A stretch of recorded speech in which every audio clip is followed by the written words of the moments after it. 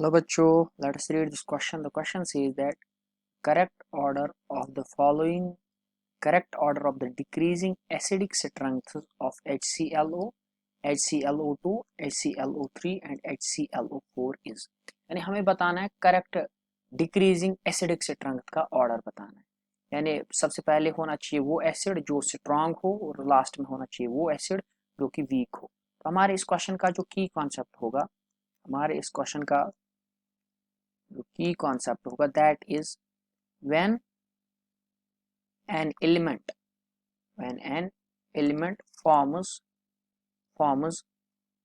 oxo acids in different oxidation states,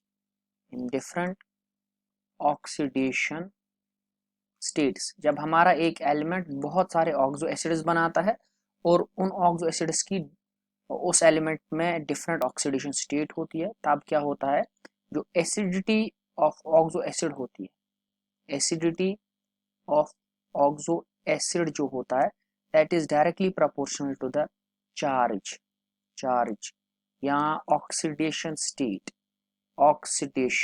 state किस पे, oxidation state on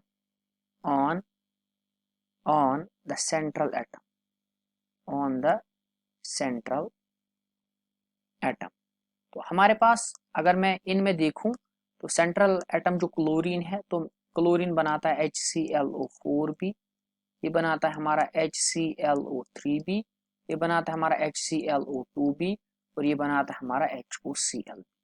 अगर मैं क्लोरीन की ऑक्सीडेशन स्टेट निकालूं, इस क्लोरीन की और इस क्लोरीन की, तो ऑक्सीडेशन स्टेट जो होगा वो किसके बराबर होगा, वो हमें निकालना है x का। तो आप मान लीजिए ये x है, हमारा x है, ठीक है ना।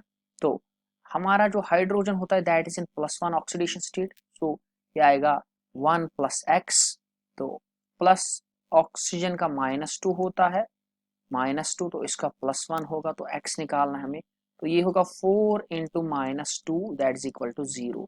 इसके बराबर आएगा 1 + x आएगा -8 is equal to 0। That will be 1 + x equal to 8 और x किसके बराबर आएगा, x आएगा बराबर 8 - 1 that is equal to x equal to 7।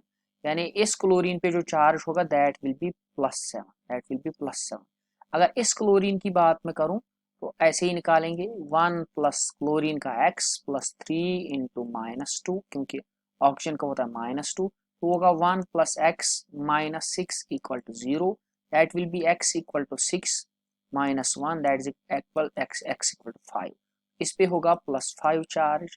अगर इस पे निकालना है तो इस पे आएगा 1 + x + 2 × -2 that is 1 + x should be equal to 4,